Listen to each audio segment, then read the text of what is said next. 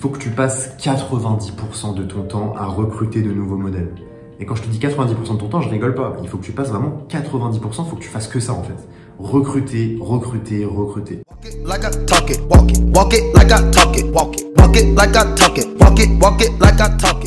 La plupart des modèles sont nuls. La plupart des modèles ne vont pas t'apporter de résultats. Et en fait, il faut que tu passes ton temps à chercher, chercher, chercher jusqu'à ce que tu tombes sur cette pépite. Il faut que tu tombes sur la superstar, le modèle superstar qui va te faire rapporter de réels résultats. Et donc pour ça, il faut bosser. Évidemment, j'ai développé un process d'ailleurs à ce sujet-là pour justement pouvoir trouver cette pépite sans perdre trop de temps, parce que c'est cool hein, de passer 90% de son temps à prospecter, à trouver de nouveaux modèles, mais si tu le fais mal, tu perds ton temps. À ce sujet-là d'ailleurs, j'ai créé un guide du coup qui est dans la description, c'est gratuit, tu peux y aller, tu peux aller check. Franchement, si tu l'as pas encore lu, je sais pas ce que tu fais là, hein, va le lire tout de suite en fait. Parce que oui, c'est important de passer 90% de son temps à recruter, mais si tu le fais mal, tu perds ton temps en fait. Tu perds ton temps, donc va voir le guide, je vais t'expliquer exactement comment recruter des modèles et comment le faire bien. Et arrêter de perdre ton temps à parler à tout et n'importe qui, à essayer de te vendre un machin, à argumenter. T'as pas le temps d'argumenter, t'es le boss. En fait, t'es le boss. C'est toi qui vas leur apporter tes résultats, faut qu'elles le comprennent.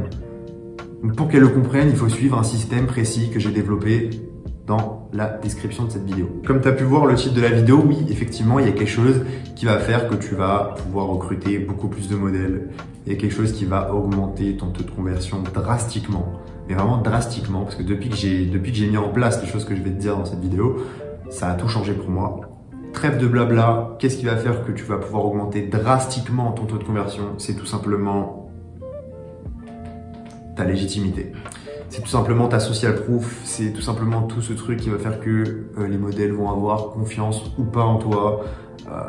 Et c'est super important dans tout business, hein, dans tous les cas. De toute façon, je suis sûr que même toi, quand tu vas sur Amazon et que tu vas acheter un produit, tu vas regarder les avis, tu vas prendre celui avec le plus d'avis. Pareil, quand il y a un resto dans la rue où il y a beaucoup de gens et un resto dans la rue où il y a personne, bah, tu vas aller te diriger naturellement vers le restaurant où il y a beaucoup de gens.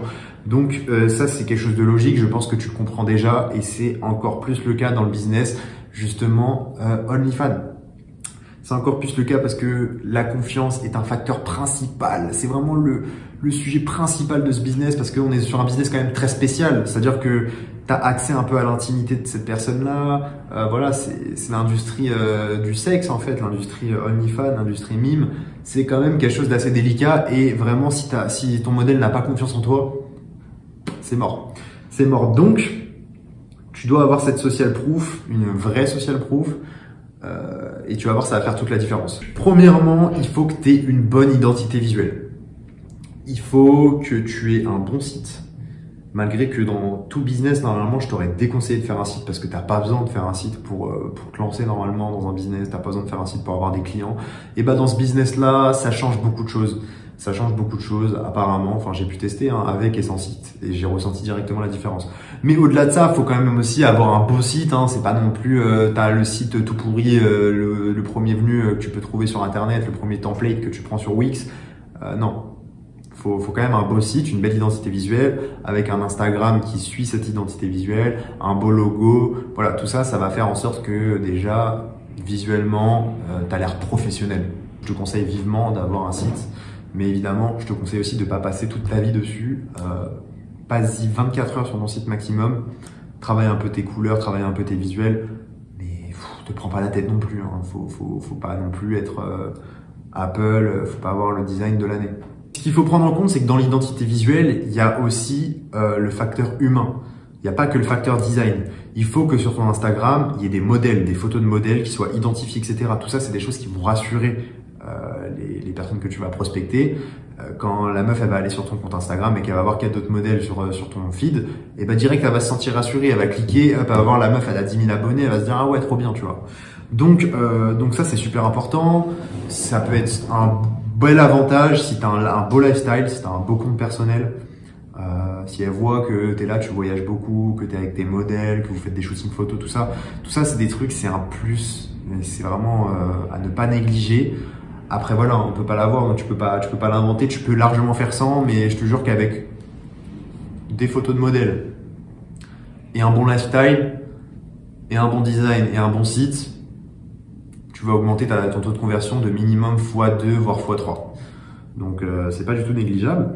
Il y a aussi les témoignages. Donc c'est-à-dire qu'il faut que tu aies des personnes qui puissent témoigner pour ton agence. Donc il faut que tu aies des modèles à toi qui puissent te vendre. Parce que tu vas voir souvent que tu as des meufs qui te demandent est-ce que je peux DM certains de tes modèles pour discuter avec elles, pour voir comment ça se passe. Parce que ça les rassure en fait. Ça les rassure de parler avec d'autres modèles qui travaillent déjà avec toi. Ça les rassure d'entendre de belles choses sur toi, etc. venant d'une autre personne. Donc forcément, c'est hyper important d'avoir ça aussi. Si t'as pas de modèles qui peuvent témoigner pour toi, dans ce cas-là, n'invente pas, tu t'en fous. Et en vrai, ce que je peux te proposer, c'est d'aller voir mon guide dans la description, encore une fois. Parce que dans mon guide, je t'explique justement comment tu vas pouvoir arrêter de te vendre. Et en fait, c'est même pas t'arrêtes de te vendre, c'est les modèles qui vont se vendre à toi, tu vois.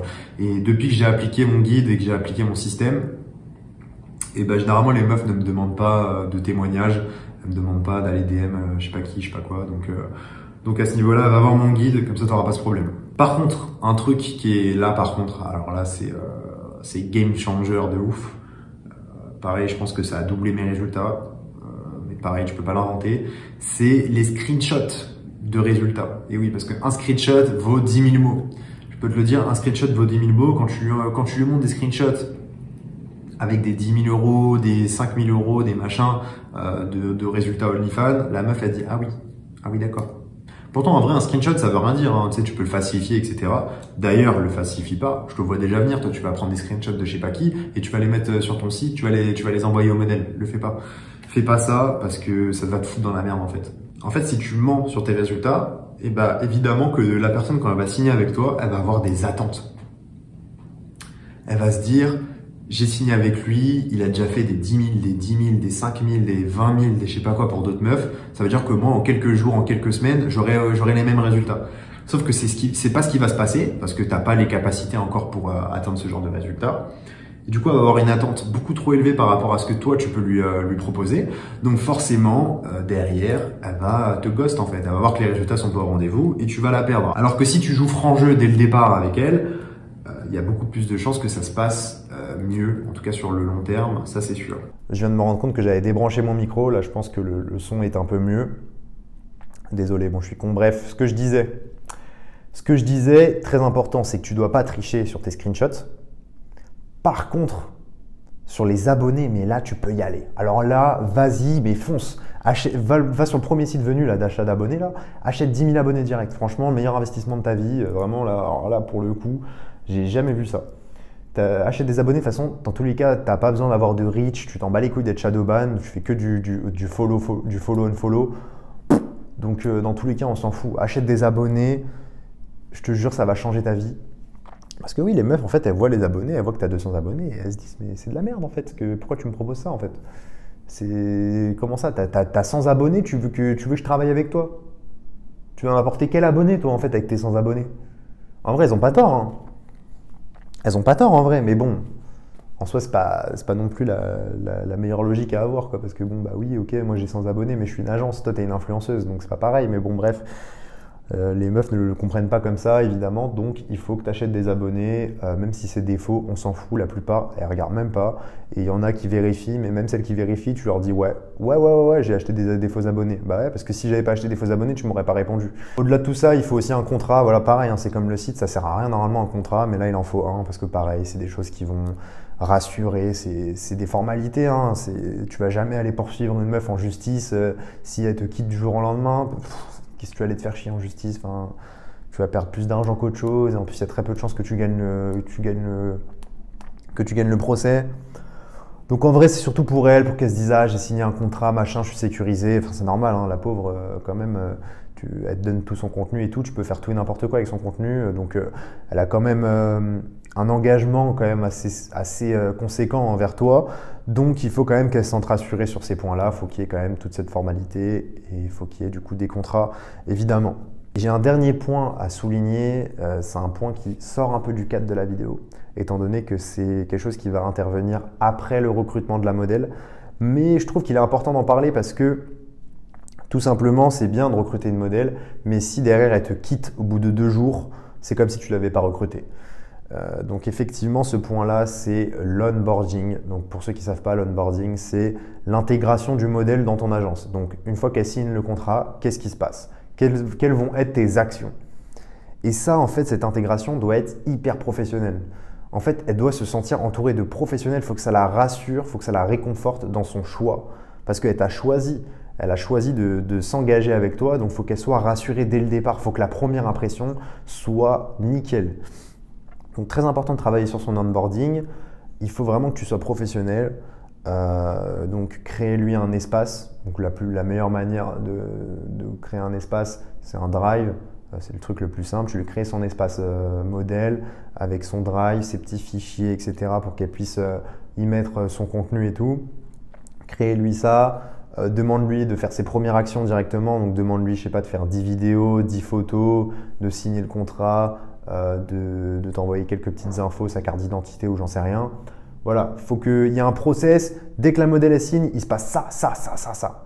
Et comme ça, c'est pro. Et comme ça, elle se dit, ah ouais, eux, ils sont pros. Voilà, c'est vraiment juste ça. C'est super important et je voulais absolument le souligner avec toi. Donc voilà, j'ai fait le tour à peu près des manières d'optimiser ton recrutement de nouveaux modèles. N'oublie pas d'aller check mon guide, très important, beaucoup de valeur ajoutée et c'est gratuit. Donc voilà, allez, ciao, ciao. Et abonne-toi aussi.